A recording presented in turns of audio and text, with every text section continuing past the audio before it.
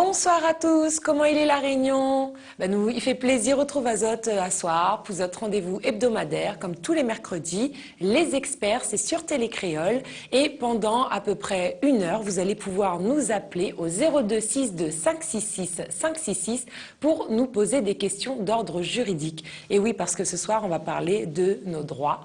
Et les droits, nous les avons, mais nous ne connaissons pas toujours. Eh bien, sur le plateau, on va pouvoir vous répondre en direct avec nos experts qui sont présents. Et je vais vous les présenter, donc les accueillir avec nous. Donc à ma gauche, on a Maître Brigitte Oireau. Bonsoir. Bonsoir. Comment allez-vous? Bien. Bien. Très bien. Vous avez passé une bonne semaine? Oui, très bonne. Très courte, hein, parce qu'en ce mois de mai, on a beaucoup de jours fériés. Ah, les semaines sont courtes au mois de mai, n'est-ce pas? Et ce soir, nous ne sommes pas toutes les deux, comme on était la semaine dernière, on était à 2. On n'est pas à 3 non plus, mais on est à 4. On a également avec nous Maître Cliffy-Etève. Comment allez-vous? Très bien, merci. Bonsoir, bonsoir à tous. Ça va bien. Ça va être une semaine effectivement plutôt légère, donc ça va. Voilà, donc pour vous aussi, le mois de mai est court? Tout à fait, très court. Ce mois de mai, mais moi je l'adore, ce mois de mai, avec tous ces festivals, tout ce travail, beaucoup de travail. Bonsoir, Maître Morel, comment allez-vous? Bonsoir, ça va bien vous-même? Ça va, super. Alors vous êtes avec nous ce soir. Ce soir, on ne parlera pas politique, mais on parlera de droit, n'est-ce pas? Exactement. En tout cas, ça fait plaisir.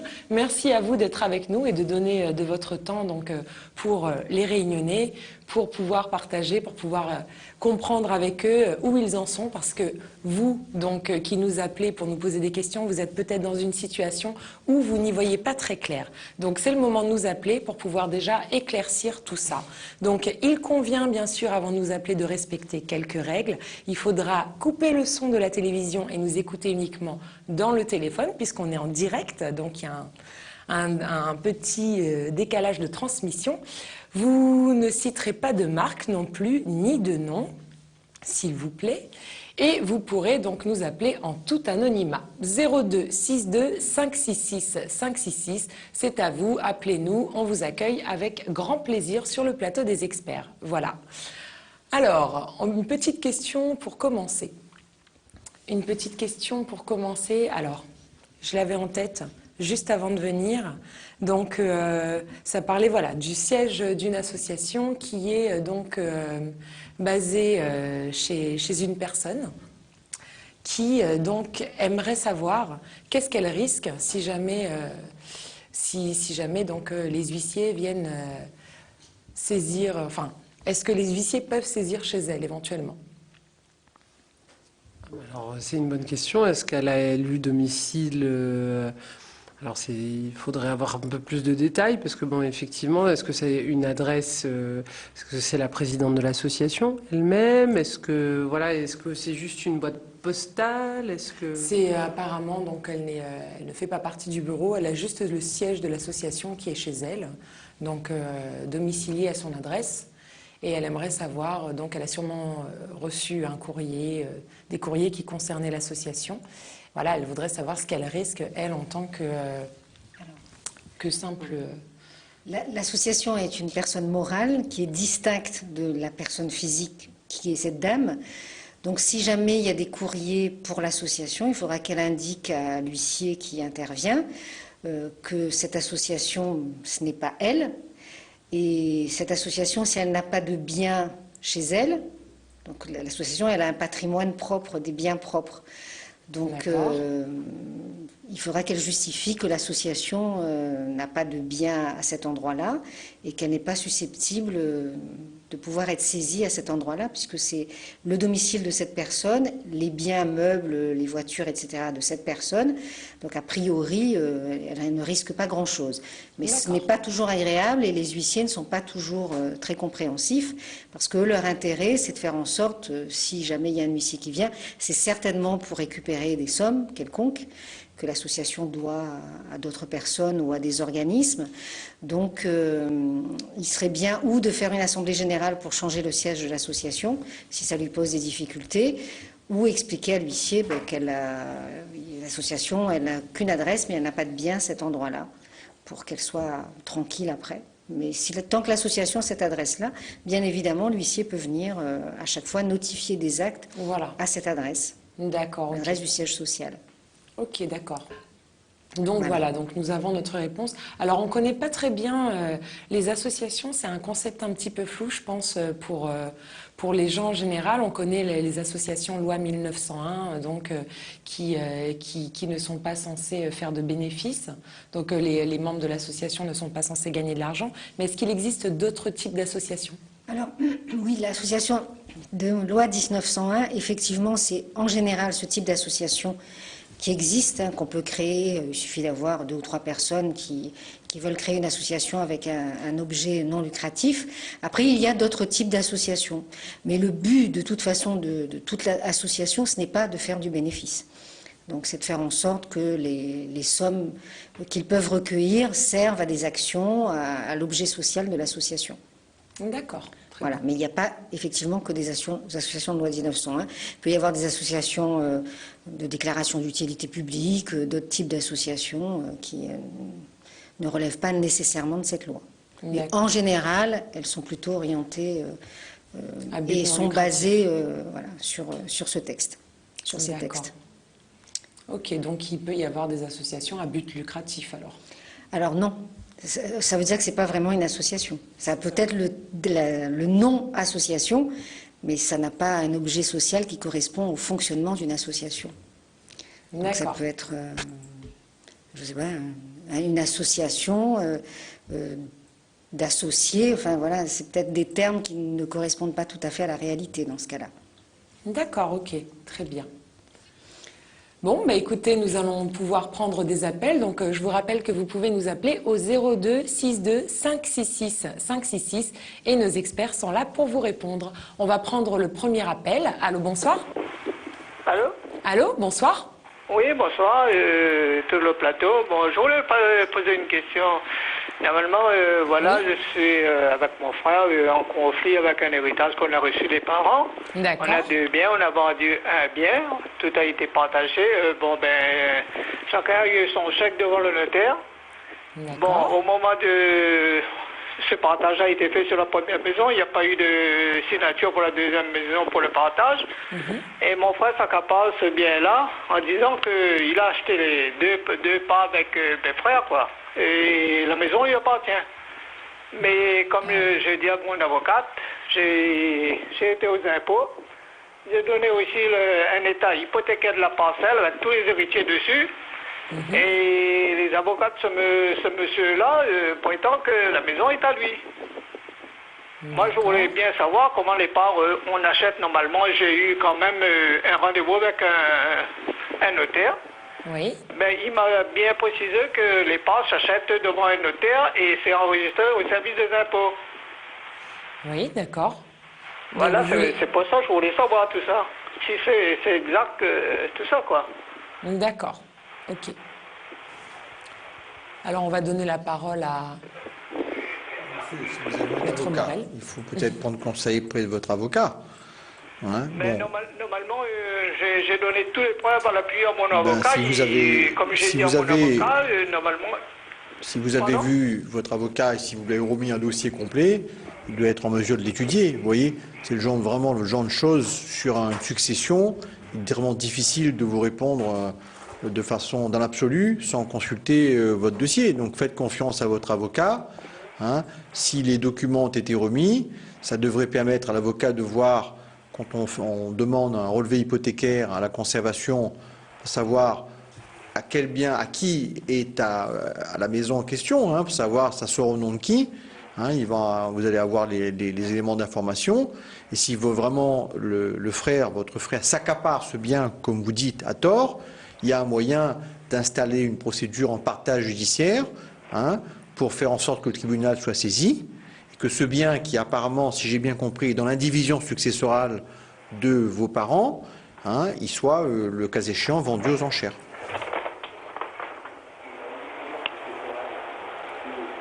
Voilà, monsieur?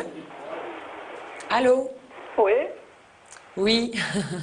Bon, ben, normalement, on a un rendez-vous devant, je ne sais pas si ça passe devant le tribunal. Normalement, mon avocate, elle a un rendez-vous le 11. D'accord. Est-ce que vous pouvez Je vous éteindre... remercie. Voilà. Merci. Au revoir. Merci, monsieur. Au revoir. Alors 0262 566 566, vous pouvez donc nous appeler. On va prendre bientôt l'appel suivant. Alors il convient de s'exprimer bien clairement et puis d'avoir de poser clairement votre question et une seule question par appel, s'il vous plaît. Allô, bonsoir. Allô, bonsoir. Bonsoir madame, bienvenue. Voilà, bonjour tout le monde, bonsoir tout le monde sur le plateau. Bonsoir. Voilà, moi je pose ma question. Oui, on vous écoute. Normalement, mon frère est décédé, D'accord. il était sous tutelle. Ok. Donc, il a 1 an cette année. Donc, sous tutelle, il habitait chez moi, mais il était sous tutelle. D'accord. Donc, il a un compte en banque, Oui. et nous l'a vu le notaire, et alors nous voudrions savoir si, comment se dire ça, si son argent sera partagé pour ses frères et sœurs, comme il n'était pas marié et pas d'enfant, ou bien, je sais pas, il ne partage pas, il donne aux associations, je sais pas. Là, moi, je voudrais savoir ça va faire avec son argent, qu'il est là. Non, madame. C'est son argent, quand même. Voilà. Ben oui, son argent, mais il est décédé, il y a plein d'enfants, et voilà. D'accord. Justement, s'il n'a pas d'héritier direct, ça va pas rester à la tutelle. Hein, les sommes d'argent vont être partagées entre les héritiers. Alors évidemment, il va falloir ouvrir la succession de votre frère. Ouais. Et puis. Excuse-moi, est-ce que ça va prendre beaucoup de temps ou pas, s'il vous plaît? En général, ça prend un peu de temps quand même. Ça se fait pas D'accord. rapidement, madame. Même si ce D'accord. sont des faibles sommes, malheureusement, il faut quand même quelques mois en général pour mettre en place toutes les démarches administratives. Ça prend plus d'un an ou Ça, je peux pas vous dire. Tout dépendra du notaire que vous allez saisir, de la tutelle qui fera les comptes, qui déposera les éléments en temps et en heure. Je peux pas vous dire. Tout dépend d'un certain nombre de protagonistes qui vont jouer un jeu, effectivement, pour pouvoir aboutir à la fin au partage des sommes entre vous. D'accord. Est-ce que sur cet argent, excuse-moi, une autre petite question vite fait. Est-ce que cet argent-là est déposé chez le notaire, là, parce que le dossier est déjà là-bas, est-ce que le notaire a un peu d'argent à prendre dessus? Ah oui, oui, madame. Oui, le notaire, il fait pas ça gratuitement, donc il aura des frais, des honoraires à récupérer. Parce que normalement, c'est la tutelle. Moi, je pensais que, comme il était handicapé, il y avait pas, voilà. Non, madame. Non. Merci beaucoup, alors. De rien, madame. bonne soirée. Merci beaucoup, bonne soirée à vous. Au revoir. Au revoir. Merci madame, bonne soirée. Alors on va prendre l'appel suivant. Bonsoir. Oui, bonsoir, c'est pour un renseignement, s'il vous plaît. Oui, on vous écoute. Voilà, j'ai eu des appels malveillants sur mon portable avec des SMS et tout. Et j'ai porté plainte à la gendarmerie. Donc, comme ça prend du temps, je voudrais savoir si je dois repartir à la gendarmerie parce que c'était le mois de janvier. Hein. D'accord. Alors, vous avez déposé plainte, madame, c'est ça? Comment? Vous avez déposé plainte? Oui, j'ai déposé plainte. Suite à des appels malveillants? Malveillants avec des SMS. Avec des SMS, d'accord. Donc vous avez déposé plainte. Normalement, quand vous déposez plainte aujourd'hui, la gendarmerie ou la police vous remet un document d'information. Oui, il m'a remis. Voilà. Sur ce document d'information, il doit être indiqué que si dans les 6 mois, vous n'avez pas de nouvelles, vous pouvez écrire pour demander où en est votre plainte. Ah, d'accord. Donc ce serait déjà la première démarche à faire. Oui. Après, les délais pour les plaintes, c'est toujours assez long. Mais ce serait bien de vous tenir informé. Parce qu'il se peut que la personne concernée ait déjà été jugée et une décision, ce qu'on appelle un rappel à la loi, et vous n'êtes pas nécessairement informé. Donc pour vous tenir informé, il faut écrire au procureur en général pour demander où en est la procédure. Vous pouvez également vous rapprocher d'un avocat qui pourra faire la demande. Ah, d'accord. Ensuite, cette plainte, en fait, si elle n'est pas suivie des faits, parce que c'est pas parce que vous portez plainte que la plainte va aboutir nécessairement, puisque le procureur va décider si oui ou non on va continuer la plainte et on va aboutir à convoquer le monsieur ou la dame devant le tribunal. Donc dans ce cas-là, si jamais il y a un classement sans suite, c'est aussi possible. Vous pouvez ensuite aller voir un avocat pour qu'il y ait, que la plainte soit suivie des faits par une procédure que l'avocat va mettre en place. Donc il vaut mieux vous tenir informé. C'est pas parce qu'on dépose une plainte que la plainte va nécessairement aboutir. Ouais, parce que bon, c'était tellement malveillant, on me dit d'aller jeter sur le pont de l'Entre-deux, enfin, incroyable. Il vaut mieux vous tenir informé, comme ça vous savez ce qu'il en est. Là, on est presque au bout des 6 mois, donc vous pouvez demander un compte-rendu de ce qui s'est passé. Il y a les adresses, normalement, sur la notice d'information, là. Oui, je dois repartir à la gendarmerie pour demander, ou sinon vous pouvez écrire, madame, il faut écrire de toute façon. Le mieux, c'est d'écrire. Merci bien, au revoir. Voilà, merci à vous. Merci madame, bonne soirée. Comme on dit, les paroles s'envolent, mais les écrits restent. Voilà. Alors on va prendre l'appel suivant. Bonsoir. Allô, bonsoir. Bonsoir. Bonsoir monsieur, est-ce que vous pouvez couper le son de la télévision? Monsieur, vous nous entendez? Allô? Bonsoir. Est-ce que vous pouvez... voilà, comme le greffier, oui, il a mal enregistré ma déposition. Vous avez fait une déposition et le greffier a mal enregistré votre déposition. C'est ce que je résume. Alors, de quoi vous parlez, monsieur? Pourquoi vous parlez d'un greffier et d'une déposition? Je parle d'un divorce que j'ai fait il y a depuis quelques années. D'accord. Oui. Mais voilà, comment dire, pour moi, c'est le greffier, celui qui était à l'audience, qui a noté tout ce qu'il y a le juge pour le jugement. Est-ce que vous pouvez couper le son de la télé, s'il vous plaît, monsieur? Il a mal enregistré. On n'entend pas. Parce que moi, quand j'ai fait le divorce, j'ai demandé que, bon, voilà, madame, elle reste dans la maison. Oui. Est-ce que vous nous entendez, monsieur? La télé encore plus encore. Oui, il faut couper le son de la télé et nous écouter dans le téléphone. Coupez complètement. Voilà, là c'est bon? Oui, vous nous entendez bien là? Je vous entends, mais moi, mon téléphone, j'entends faible. Monsieur, est-ce que vous avez fait appel de la décision de divorce si vous n'étiez pas satisfait de ce qu'il y avait dedans? À vrai dire, non, j'ai pas fait appel au divorce. Votre divorce, il a été transcrit sur vos actes d'état civil, j'imagine? Je vous entends pas là. Il faut couper le son de la télé complètement, monsieur. Il est coupé complètement. Alors, on entend un écho, donc c'est pas possible. Je vous disais, monsieur, vous m'entendez là? Oui, je vous entends là. Alors, est-ce que votre divorce a fait l'objet d'une transcription sur les actes d'état civil? C'est-à-dire que vous avez eu une copie d'acte de mariage modifiée, faisant apparaître votre jugement de divorce? Oui, j'ai eu... Donc, monsieur, je vais aller très vite. Il n'y a plus rien à faire. Vous avez une décision qui est maintenant... Attendez, vous n'avez pas entendu ma question. Alors, c'est laquelle? Ma question, c'est que quand j'ai demandé au jugement, je dis que, bon, je laisse madame la jouissance de la maison parce qu'il y avait des enfants qui habitaient toujours à la maison. D'accord. Mais le greffier, comment ça s'appelle, le greffier, ou je ne sais pas comment ça s'appelle, lui, il a mal enregistré mes paroles. Oui, mais c'est quoi le problème aujourd'hui, monsieur? Les paroles aujourd'hui, moi je voudrais récupérer ma maison. Oui. Mais je ne peux pas. Mais pourquoi? C'est un bien commun ou c'est votre bien propre à vous? Avant que je suis marié, avant que je me suis marié, j'ai pas fait de contrat de mariage, rien du tout. La maison, elle est à moi. Oui, mais alors, dans le jugement de divorce, il a été dit quoi sur ce domicile?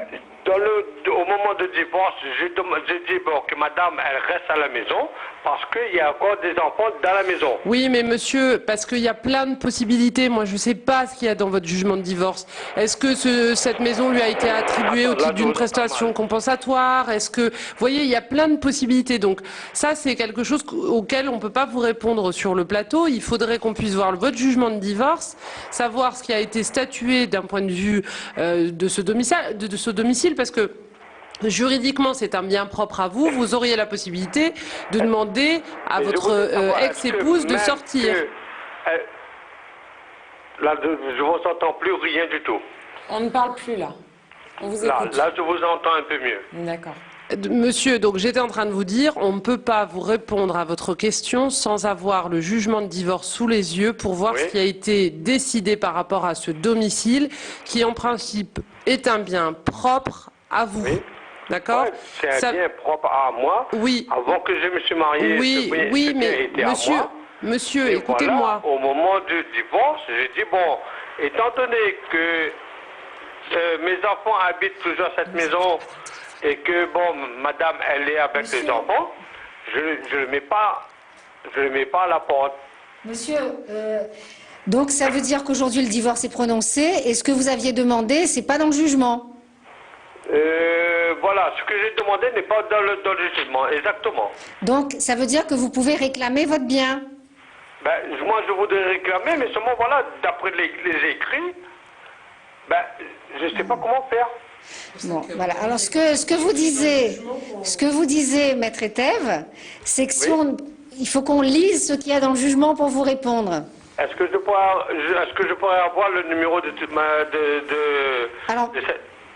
non, monsieur. En fait, il y a des consultations gratuites d'avocats. Vous appelez les ordres des avocats et on vous donnera les jours où les consultations sont gratuites. Voilà, c'est ça. Sinon, vous devez aller voir un avocat, mais à ce moment-là, les consultations sont payantes. Moi, j'ai pas un gros moyen, mais j'ai voilà. du moyen. Vous allez voir les consultations gratuites des avocats. Vous appelez l'ordre des avocats pour avoir une consultation gratuite.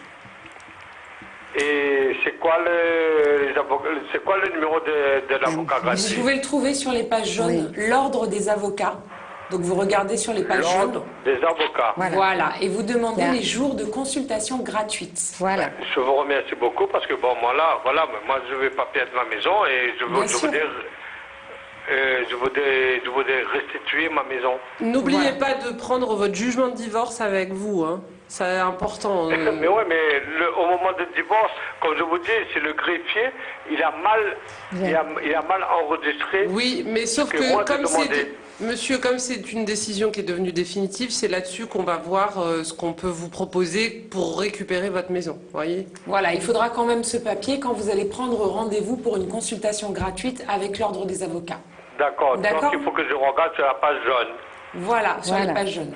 Exactement. Je vous remercie de renseignements. Merci à vous, monsieur. Bonne soirée. Au revoir. Alors, on va prendre l'appel suivant. C'est une dame. Bonsoir. Allô, bonsoir. Oui, bonsoir. Bonsoir, madame. Bienvenue. Oui, merci pour l'émission encore. Merci à vous. Je voudrais un renseignement auprès de Zot. Oui. C'est-à-dire, voilà, moi, elle est un héritière de 6 enfants. Oui. Et fut que, à l'époque, comme il disait, il remonte près de 20 ans. D'accord. On veut dire que Ounena a 6 enfants ou bien on fait partie d'une fratrie? D'accord. En fait, mais veut dire, c'était, moi, les héritiers, moi, les héritière. D'accord. En fait, c'était le terrain de mon papa. D'accord. Donc, il avait, nous toutes l'avait marié, tout ça et tout. Donc, il a donné nous toutes le droit d'habiter sur son terrain. D'accord. Les faits qu'il a donné à nous droit pour habiter sur son terrain. Donc, chacun d'entre nous l'est à 3.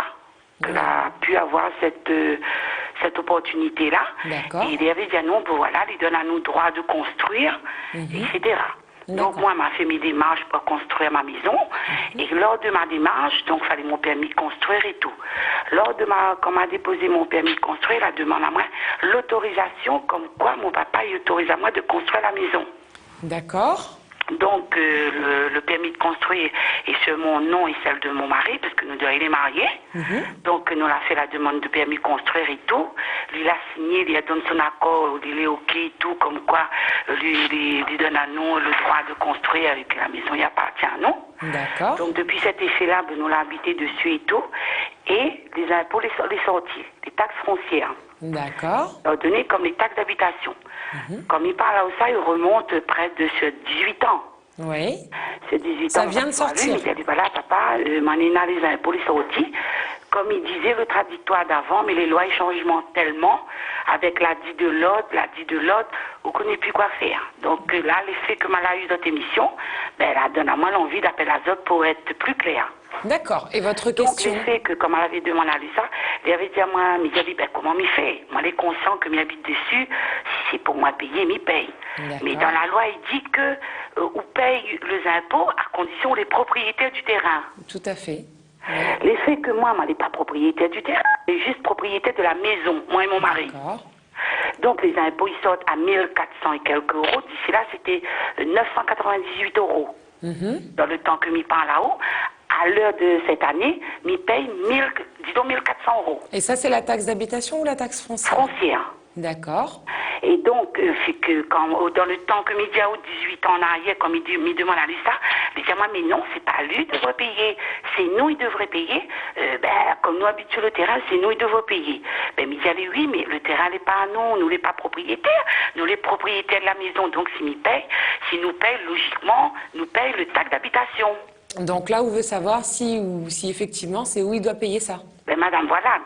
Mais il veut savoir, oui, c'est une chose. Après, m'a posé la question le plus ce que il veut savoir, mais m'a pas fait de la polémique avec, m'a toujours payé. D'accord. Jusqu'à l'heure de maintenant, il fait 21 ans, m'a toujours payé, moi et mon mari, notre taxe foncière. Madame, d'accord. Et votre question, s'il vous plaît. La question, c'est de savoir comment on peut faire pour que le terrain soit à votre nom, c'est ça? Non, le truc, ce que il veut. Maintenant, les faits qu'il est en désaccord avec ma maman, donc les délais séparés, lui, ce qu'il veut maintenant, il veut ma maison. Ah, d'accord. Les veut faux, comment? Parce que maintenant, nous la partie là-bas, vous connaissez les désaccords de famille, nous l'a quitté la maison, donc ma mère nous partait dedans. D'accord. Et maman la partie habite ailleurs. Ok. Maintenant que les tout à fait son droit de vouloir récupérer, c'est son terrain. Mais on ne tient pas compte, moi. Maintenant qu'il veut récupérer son terrain, c'est une chose, mais la deuxième chose aussi, que c'est notre maison. D'accord. On peut résumer, s'il vous plaît, parce qu'il y a beaucoup d'appels en attente, c'est un peu long. Savoir, est-ce qu'il a le droit de prendre ma maison comme ça, étant donné que c'est moi qui paye le taxe foncière? D'accord, ok. Bon, je pense, madame, il y a deux aspects dans votre question. Il y a un aspect fiscal et qui pose la question suivante. La taxe foncière, elle doit être payée par qui? Elle doit être payée par le propriétaire. Donc en principe, c'était à votre père, qui est propriétaire des terrains, de payer cette taxe. Sauf que les impôts, eux, ils ne regardent pas à vous payer. Les impôts, ils prennent, ils considèrent que c'est payé, peu importe qui paye. Non, les impôts l'a fait sortir à notre nom. Oui, mais c'est normal, parce que si vous voulez, au bout d'un moment, vous êtes dessus, vous habitez là, votre adresse postale est là, les impôts, ils considèrent que c'est vous qui êtes là, vous payez, vous êtes toujours payé, les impôts, ils ne cherchent pas plus loin. Du moment qu'ils sont payés, ils ferment le dossier, ils passent à autre chose. D'accord. Sauf que, en réalité, ça aurait été à votre papa de payer. D'accord. Puisque ça a été payé par vous, les impôts, ils sont contents, mais vous me posez la question, vous, en tant qu'occupant, vous auriez dû payer seulement la taxe foncière, mais pas la taxe, seulement la taxe d'habitation, pardon, mais pas la taxe foncière, qui est due par le propriétaire. Ça, c'est l'aspect fiscal de votre dossier. Après, il y a un aspect de droit civil.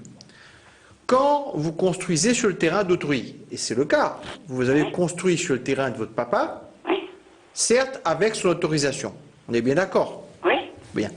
À partir de là, il veut plus que vous restiez là, il vous dit allez, il y a un désaccord de famille, vous nous avez expliqué, etc. Bref, vous êtes obligé de quitter. À ce moment-là, puisque vous avez construit sur son terrain, mais avec son accord, il vous doit une indemnité qui correspond à la valeur du bien, à la valeur de la construction, à la valeur de la case. Le terrain est déjà lu, ça ne peut pas payer deux fois. Mais il doit payer à vous une indemnité qui correspond à la valeur de la case. Donc soit il paye à l'amiable une estimation amiable, soit il peut y avoir une estimation par un agent immobilier qui dit voilà combien coûte le terrain et combien coûte la case. Et si jamais il n'y a pas d'accord, vous allez devoir, c'est un peu malheureux, hein, faire un procès de famille comme ça à son papa. Mais s'il n'y a pas d'accord, vous allez devoir lui faire un procès pour qu'il vous paye une indemnité qui correspond à la valeur de la maison. D'accord. Est-ce que je vous ai répondu, madame? Très gentil, oui, moi, je suis bien content, moi, satisfaite.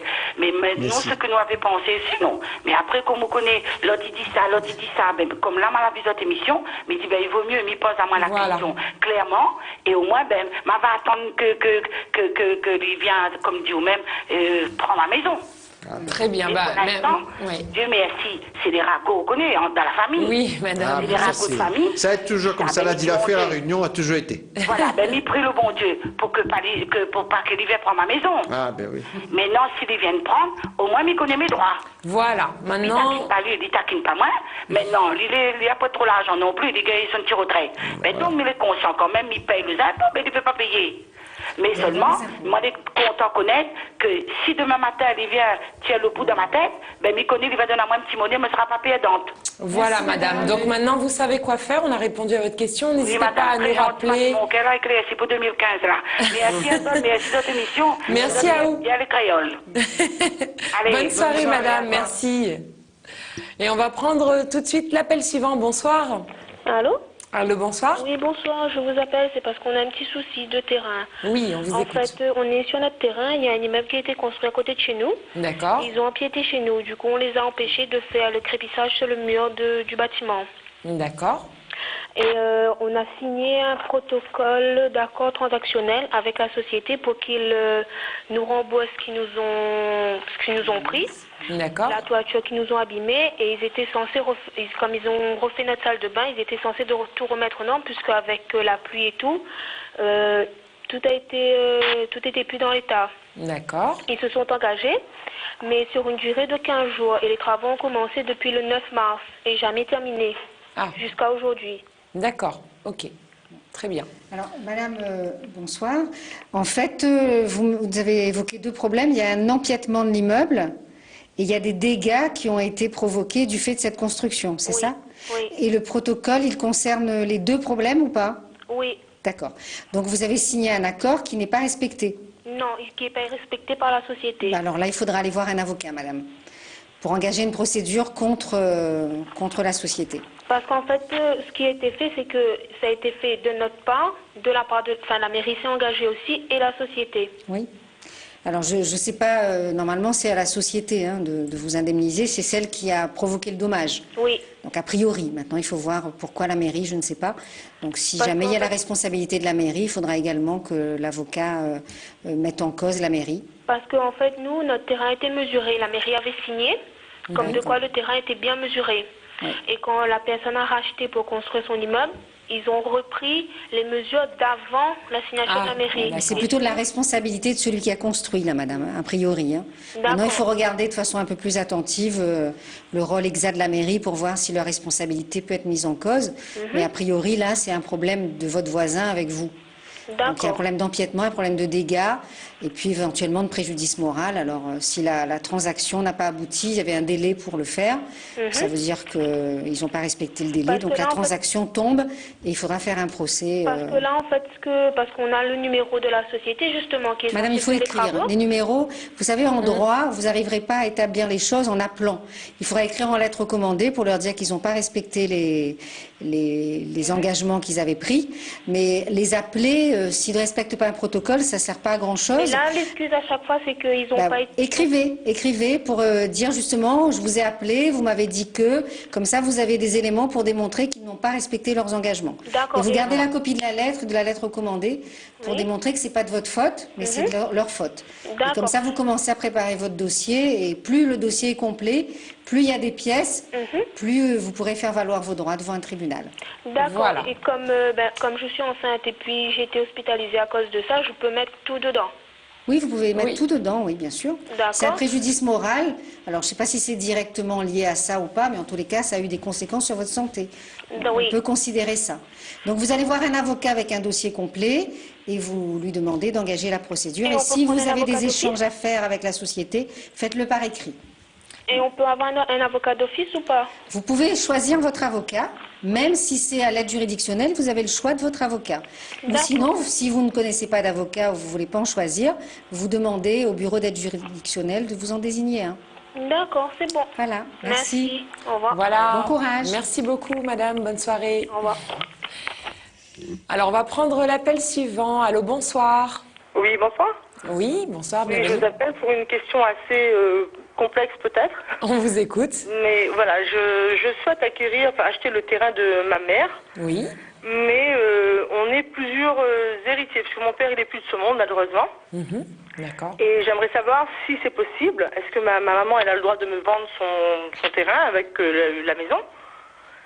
Et dans ce cas, est-ce que les autres héritiers, ils ont le droit de réclamer leur part?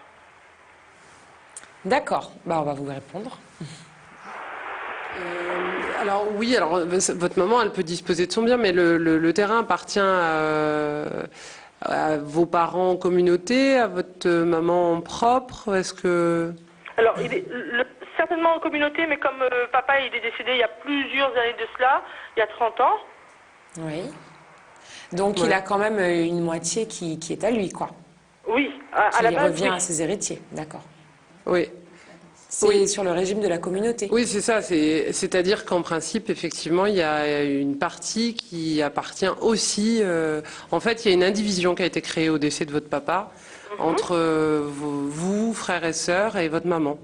D'accord. Demain, je souhaite acquérir le terrain, donc une partie sera... la partie de maman, je lui donnerai la somme qui correspond, et l'autre partie sera divisée en fonction du nombre de... Tout à fait. Tout à fait. Il faut vous rapprocher d'un notaire qui va faire les évaluations nécessaires et puis qui va proposer effectivement aux autres héritiers l'achat par vous de leur part. Mais évidemment, ils ont des droits. Votre maman n'est pas seule propriétaire en fait de la parcelle. Mais nous, on pensait qu'au bout d'un certain nombre d'années, ça s'est passé automatiquement, que tout lui appartenait. Non, la pas totalité du tout. Du terrain. D'accord. Non. Bon, je vais me rapprocher d'un notaire, effectivement, et puis on essaiera de solder l'affaire. Voilà. Merci beaucoup. De rien, au revoir. Merci beaucoup, madame. Bonne soirée, au revoir. Merci, au revoir. Alors, on va prendre l'appel suivant. Bonsoir. Bonsoir, allô, bonsoir. Allô, allô? Oui, allô, oui, bonsoir. Bonsoir, bienvenue chez les experts, pardon. Voilà, merci, bonsoir à vous. Voilà, j'ai une question. Oui, on vous écoute. J'ai acheté un mobile chez un opérateur. D'accord. Qu'on ne citera pas. On est bien d'accord. Et comment dire, ils m'ont déjà envoyé 2 fois au SAV. Mais le mobile, il manque des logos, vous voyez, parce que j'ai pas d'appareil photo sur mon téléphone. Comme l'ancien, j'ai toujours le même mobile, mais je ne peux pas faire de photos. Ils m'ont dit de partir dans une agence, et ils m'ont dit qu'ils ne peuvent rien faire, sauf me déplacer et voir le SAV. Mais ils ne savent pas, ils me disent vraiment à qui me tourner. Alors, il y a un défaut sur votre mobile. Il manque une fonctionnalité, l'appareil photo, qui devrait y avoir, c'est ça? Oui. Et l'opérateur... L'année dernière, il avait... Le mois dernier, il est parti en SAV 2 fois. La première fois, ils m'ont dit de venir récupérer. C'était pas réparé. La deuxième fois, je n'ai pas vérifié, mais il manquait l'appareil photo. D'accord. Donc votre appareil photo, votre mobile, votre téléphone n'a pas une fonction vous ne pouvez pas utiliser l'appareil photo sur votre mobile, c'est ça? Oui, voilà. Donc en fait, vous, c'est ce que vous vouliez. Vous avez acheté cet appareil-là parce qu'il y avait aussi l'appareil photo. Oui. Donc votre mobile ne correspond pas à l'usage que vous vouliez en faire. Voilà. D'accord. Donc si ça ne correspond pas à l'usage qu'il était censé avoir, d'accord, ça veut dire que votre mobile, il ne correspond pas à ça. Ça veut dire qu'en fait, vous pouvez demander, c'est pareil, vous envoyez une lettre recommandée à votre opérateur, vous lui expliquez que vous avez fait réparer 2 fois et malgré les réparations, ça ne marche toujours pas. Donc vous lui demandez de remplacer votre appareil. Il est obligé de vous le remplacer, puisque les fonctionnalités... Comment? Vous avez déjà remplacé votre appareil une fois? Oui, c'était un problème de carte SIM, je sais pas quoi. Ça, c'était l'ancien appareil. Et le nouvel appareil, il faudra le faire également remplacer. Parce qu'il n'est pas... Voilà. Et ils m'ont rendu mon mobile, mais j'ai toujours le vieux mobile, mais dans le ventre du mobile, il est nouveau. Mais il n'y a pas de logiciel d'appareil photo. Voilà. Oui, mais madame, vous écrivez à l'opérateur, vous leur dites que votre appareil ne fonctionne pas, comme vous voulez, et comme il devrait le faire, et vous leur demandez de bien vouloir vous remplacer l'appareil. Vous leur donnez un délai, d'accord? Genre, si dans 1 mois, vous n'avez pas réglé mon problème et vous ne m'avez pas donné un appareil qui fonctionne complètement, vous devrez ensuite saisir le tribunal pour demander le montant de la vente, enfin le montant de l'achat que vous avez payé pour l'appareil. D'accord. Oui. Voilà. Parce que moi, j'ai déjà menacé de réviser mon contrat, mais ça passe dans l'oreille. Oui. Mais est-ce que vous avez écrit? Non, pas encore. Non, il faut écrire. Écrire lettre recommandée avec accusé de réception. D'accord, ok. D'accord. Et vous leur donnez un délai pour régler votre problème. Un délai. Et s'ils ne le font pas, il faudra aller voir... 1 mois Oui, un délai d'1 mois maximum. D'accord. Voilà. Ok. Voilà. D'accord. Merci. Merci, bonne soirée à vous. Merci. Bonne soirée, madame. Au revoir. 0262 566 566, on est sur le plateau des experts et on va accueillir l'appel suivant. C'est un monsieur. Bonsoir. Oui, bonsoir, tout le monde sur le plateau. Bonsoir, bienvenue. Bonsoir, monsieur. Merci. Voilà, j'ai une question à vous poser, étant donné qu'il y a des avocats sur le plateau et que vous êtes expert en droit. Tout à fait, on est là pour ça. Voilà, je souhaiterais, on va dire, m'informer un peu plus sur les droits concernant les impôts fonciers. Étant donné que j'ai construit sur le terrain familial, avec une autorisation des parents, comme la question précédente d'une ancienne auditrice, il s'avère que quand je suis parti aux impôts, et on m'a dit que je suis dans l'obligation de payer des impôts fonciers. Même si le terrain ne m'appartient pas, ça s'appelle les impôts sur propriété indivis. Alors ça fait déjà près d'une dizaine d'années que j'ai construit la maison et je paye toujours la taxe foncière. Et je me suis rendu à plusieurs fois aux impôts pour leur expliquer que je ne suis pas encore propriétaire du terrain. Et on me dit à chaque fois que je suis obligé de payer une taxe sur le foncier propriété indivis. Est-ce que c'est réellement la vérité ou si c'est une arnaque des impôts que je dois réclamer ou je dois ou à qui m'adresser pour pouvoir trouver on va dire des réponses. D'accord, on va vous répondre. Alors, bonsoir monsieur, moi je pense sincèrement que, comme le disait tout à l'heure mon confrère maître Jean-Jacques Morel, c'est les impôts, eux, l'intérêt qu'ils ont, c'est que ce soit payé par vous, par X, Y, Z. L'important, c'est que ces taxes soient payées. Donc évidemment, quand vous allez leur demander, ils vont pas vous dire non, payez pas. Ils vont vous dire payez, il faut que vous payiez. Et donc voilà. Maintenant, il est clair que la taxe foncière, c'est le propriétaire qui doit la payer. En revanche, j'allais dire, dans la morale, dans la, comment dirais-je, l'équité, on dit souvent, celui qui habite sur la parcelle paye la taxe foncière parce qu'il utilise au quotidien la parcelle. D'accord. Il faut savoir qu'au moment du règlement de la succession, des partages sont faits de l'actif, mais également du passif. Et notamment, si vous avez payé pour tout le reste de l'indivision les taxes foncières, vous avez droit à un remboursement sur une partie de ces taxes foncières, puisque vous avez avancé la part des autres, en gros. D'accord ? Alors, justement, le problème, c'est que sur ce terrain-là, il y a 3 constructions. Il y a 3 constructions qui a eu on va dire, il y a la construction de mes parents qui est existante depuis plusieurs années, qui ont toujours payé la taxe foncière sur ce terrain qui n'est pas divisé. Il y a eu l'autorisation pour ma part pour pouvoir faire une construction sur ce terrain, et aussi une autorisation pour mon frère pour faire, on va dire, une autre construction. Et on va dire sur les impôts, voilà, on nous réclame 3 fois la valeur, on va dire, de ces impôts-là, qui est égale pour les 3 habitations sur la même parcelle de terrain. C'est-à-dire, j'ai des impôts à 1 300 €. Mon frère, il va payer 1 300 € aussi, pareil. Et pour mes parents, ce sera 1 300 € aussi, pour la même parcelle de terrain. C'est bizarre. Il faudra faire une réclamation, monsieur. Alors, c'est pour ça que j'ai dit, c'est vraiment bizarre, parce que je paye une taxe foncière sur l'ensemble du terrain.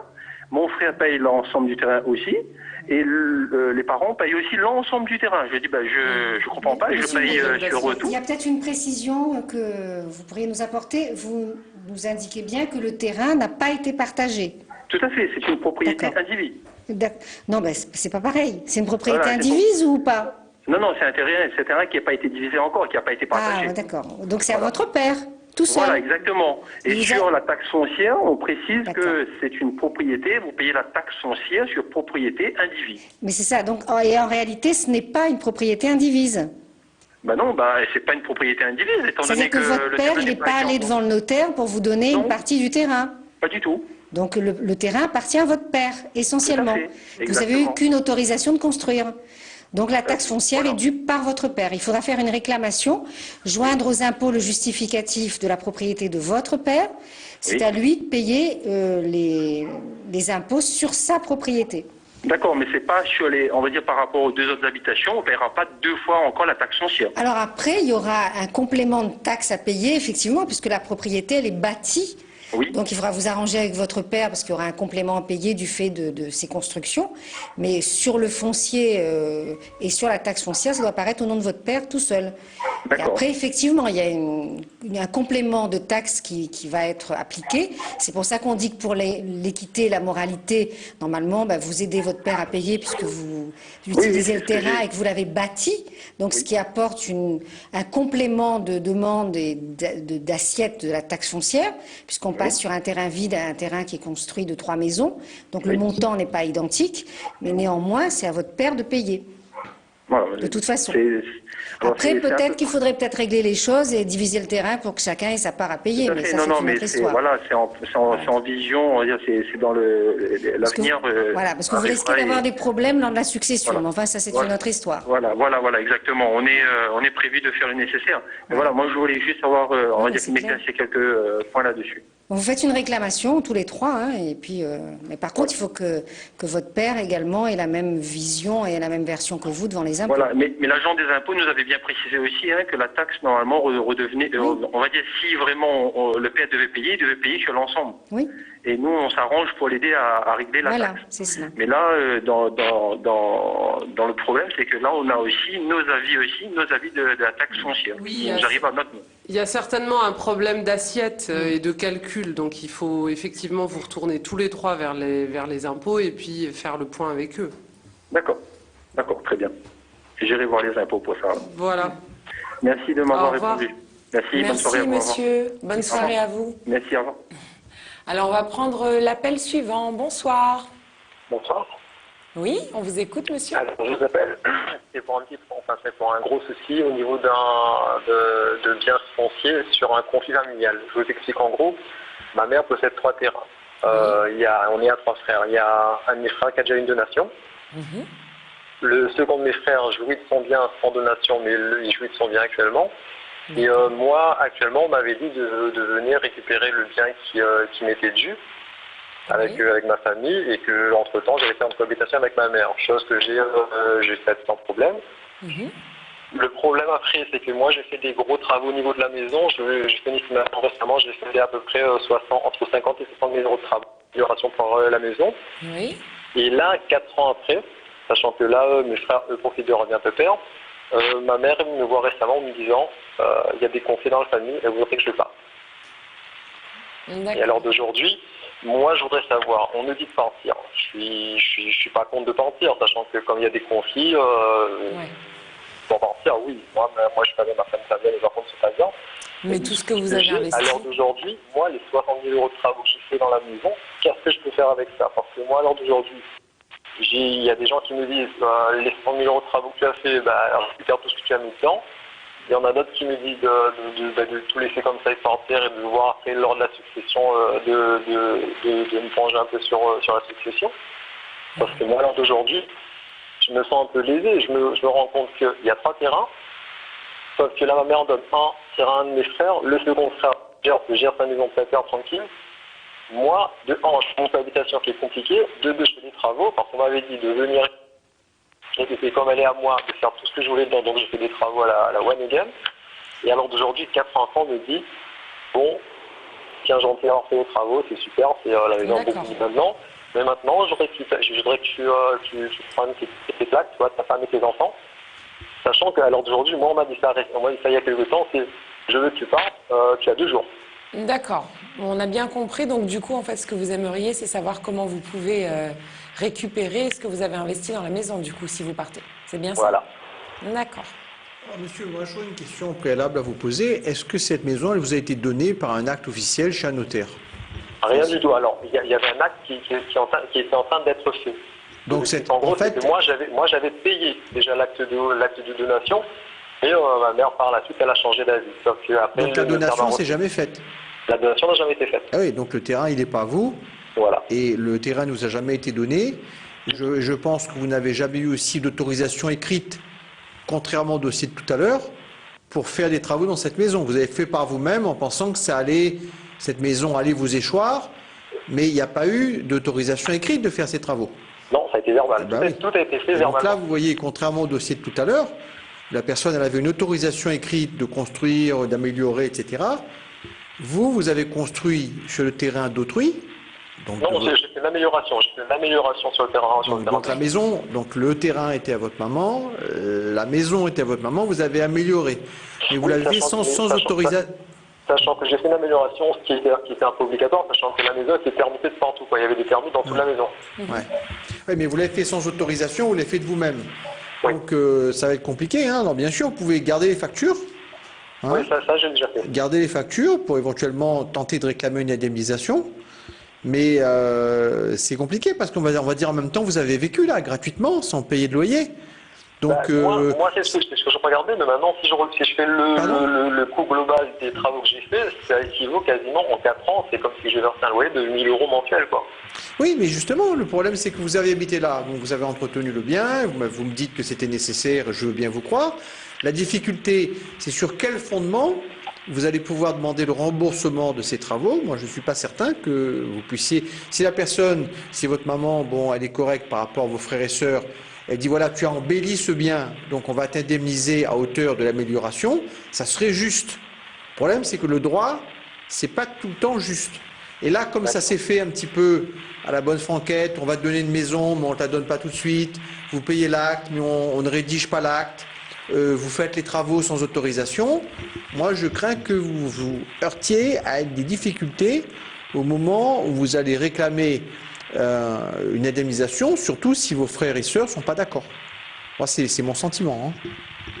Parce qu'on va vous dire, d'accord, vous avez fait des travaux, mais en même temps, vous avez vécu là. Vous n'avez pas payé de loyer. Donc, il y a une créance en sens inverse. Vous voyez ce que je veux dire? Oui, je comprends. En fait, l'erreur, elle est où là? Si je peux me permettre, hein. Bon, c'est pas, je ne veux pas planter les clous, hein. Mais la difficulté, c'est que à l'origine, vous n'auriez pas dû faire des travaux, surtout aussi lourds, hein. Vous parliez de 50 à 60 000 €, si j'ai bien compris, sans avoir un acte passé chez un notaire, un acte de donation qui vous confère la propriété, hein, de ce bien. Oui, mais ça, là-bas, bon, ça aurait dû être fait. Ça, c'est ça le souci que j'ai, c'est qu'il y a tellement des conflits, des montages de tête. Mais c'est ça, mais le souci, c'est que... Alors maintenant, je dirais, il y a le droit et puis aussi la possibilité peut-être de discuter, de négocier, de s'arranger. Hein. Donc il faut, surtout si vos frères et sœurs, eux, ils n'ont pas fait de travaux équivalents et donc ils n'ont pas amélioré le bien, il y a peut-être une discussion engagée avec eux. Ben moi, le discours de mes frères, c'est en gros, nous on est dans nos maisons de père, toi pour qu'il n'y ait pas de conflit, va dans un loyer en attendant, quoi. J'ai pas compris. Toi, quoi? Moi, le discours qu'on a avec moi, mes frères, c'est nous on est dans nos maisons pépères, toi, va dans un loyer. On verra après. Bah ça, c'est l'objet d'une autre question. Monsieur, voilà, vous avez déjà posé votre question. Ça, c'est l'objet d'une autre question. Donc, le souci, c'est, voilà, il faut toujours avoir des écrits parce qu'au moment où on le fait, tout va bien et on ne sait jamais... dans 4 ans, comment ça va se passer, donc toujours avoir des écrits, voilà. D'accord, mais entre-temps, elle ne peut pas m'expliquer comme ça du jour au lendemain, de toute façon. Voilà, on a répondu à votre question, monsieur? Oui, on ne peut pas faire mieux. C'est peut-être pas la réponse que vous attendiez. Et là, c'est la réponse qui risque de s'imposer à... Je dirais, si vous faites appel à un tribunal, je ne suis pas certain qu'il vous donne raison. Mais enfin, parfois, le tribunal peut se tromper. Ça arrive de temps en temps. Non, mais de toute façon, moi, après, je vais lancer les procédures. Après on verra. Comme je dis souvent, après, lors de la succession, tout se fera par la suite. Donc, après, on verra. C'est ça. Voilà, n'hésitez pas à nous rappeler si vous avez d'autres questions et bon courage pour la suite, en tout cas. Pas de souci, merci beaucoup. Bonne soirée, monsieur. Au revoir. Et on va prendre un dernier appel. Allô, bonsoir. Bonsoir. Bonsoir, monsieur. Un petit renseignement, s'il vous plaît. Oui, on vous écoute. Quand nous avons un terrain entre familles, il est déjà partagé. Oui. Dans la bonne, et quand il casse la bonne, c'est qui fait mon géomètre? C'est ça qui casse la bonne ou c'est là le en haut? Par exemple, le terrain. Dans la bonne? La borne a été cassée comment? Là, ça monte la clôture, mais là-bas, sur la borne, ça monte sur mon terrain. Ah ben ça s'appelle un empiètement, monsieur. S'il y a un bornage et qu'il y a eu des bornes qui ont été placées par un géomètre, ça s'appelle un empiètement. Donc il faut le faire cesser en saisissant le tribunal. Ah, parce que comme il parle avec lui, il fait mon géomètre, il ne fait pas faire mon géomètre. Non, mais si vous êtes sûr de votre bon droit, c'est-à-dire que si vous êtes sûr que la borne, elle était bien avant la clôture qui a été faite maintenant sur votre parcelle, il faut saisir le tribunal. Vous allez voir un avocat et vous saisissez le tribunal pour faire constater... Les de famille. Pardon ? C'est les de famille, ça, entre beaux-frères. Oui, mais c'est souvent entre familles, malheureusement. C'est pas le problème, justement. Et ils montent la clôture, mais moi, pour la surface, ça monte sur mon terrain. Il dit, ils viennent pas moi, mais on fait monter le géomètre pour mettre sur le lac, la surface sur le lac. Mais là, il n'y a plus besoin d'un géomètre, en fait, parce que le géomètre a déjà fait le bornage. La borne, en fait, elle a disparu, là. Vous savez plus du tout où elle est, c'est ça le problème? Non. Parce que la manière de monter la clôture elle monte au moins de 2,50 m sur ma surface en haut. Ah oui, d'accord. C'est à personne, c'est à celui qui a envie de faire respecter son droit, de faire monter un géomètre pour démontrer qu'effectivement... donc ce serait à vous, éventuellement, de prendre en charge les frais. Et éventuellement, vous dites à votre beau-frère, si jamais j'ai raison, à ce moment-là, c'est toi qui me rembourseras les frais. Ou, je sais pas, il faut... Si vous êtes encore dans la discussion et dans l'arrangement. Parce que lui, il ne arrange rien, parce que c'est le même que... s'il ne gagne pas, arrange rien, là, monsieur, il faut aller au tribunal. Vous ne gagnez pas faire autrement, de toute façon. Je m'ai calculé, je fais mon expert tout moi, mais elle est ennuyant. Là où vous fait monter l'expert judiciaire et le tribunal. On ne peut plus faire autrement. D'accord. Il faut faire respect tout de droit. Merci. De rien. Allez, merci à vous, monsieur. Allez. Bonne soirée. Merci à vous. Bonne soirée. Voilà, c'était notre dernier appel de ce soir. Donc ce soir, on a eu pas mal d'histoires de terrain. Oui, très souvent d'ailleurs, très souvent. Ça crée des problèmes. Oui. Et d'ailleurs, est-ce que vous êtes spécialisé, vous, en tant qu'avocat, dans des domaines ou dans d'autres? Disons que les problèmes de terrain à La Réunion, on ne peut pas y échapper, donc on en connaît tous dans nos cabinets. C'est assez récurrent, on en fait tous. D'accord. La terre. C'est une préoccupation de nos compatriotes. Voilà. C'est souvent la terre et les enfants aussi. La famille. Dans les séparations de famille. Eh oui.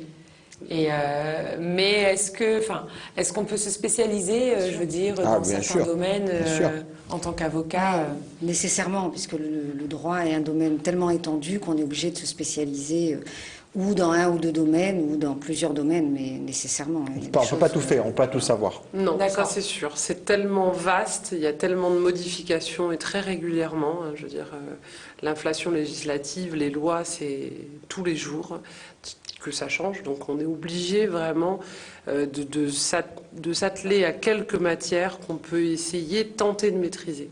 Mais c'est pareil, les spécialisations chez les avocats répondent à des critères bien particuliers, bien définis, et on a des examens, on est pour avoir la spécialisation sur une matière, etc. Donc c'est vrai que c'est un minimum encadré. D'accord. Donc si on est à la recherche d'un avocat pour quelque chose de précis, il vaut mieux lui demander s'il est plus spécialisé. En principe, honnêtement, pas spécialisé, mais s'il est compétent. C'est ça. Il doit le dire à l'entretien. Est-ce que c'est mon domaine, c'est pas mon domaine. Je vous renvoie vers quelqu'un. Voilà, c'est ça. Je sais pas faire. L'honnêteté, c'est qu'on ne sait pas traiter quelque chose, de dire je sais pas faire. Allez voir plutôt un confrère, mettre un tel. Voilà, exactement. D'accord. C'est comme ça qu'on procède en général. Ok, très bien. Bon, écoutez, il ne nous reste plus qu'à vous souhaiter une très bonne soirée. Donc, on vous invite à nous retrouver dès mercredi prochain pour de nouvelles questions avec de nouveaux experts, peut-être les mêmes, qui sait. On ne sait pas qui sera là mercredi prochain. En tout cas, moi, j'y serai avec grand plaisir. Donc, ce sera sur Télé Créole à 19h50 dès mercredi prochain, les experts. Et on vous souhaite une très bonne soirée et une très bonne semaine. Au revoir.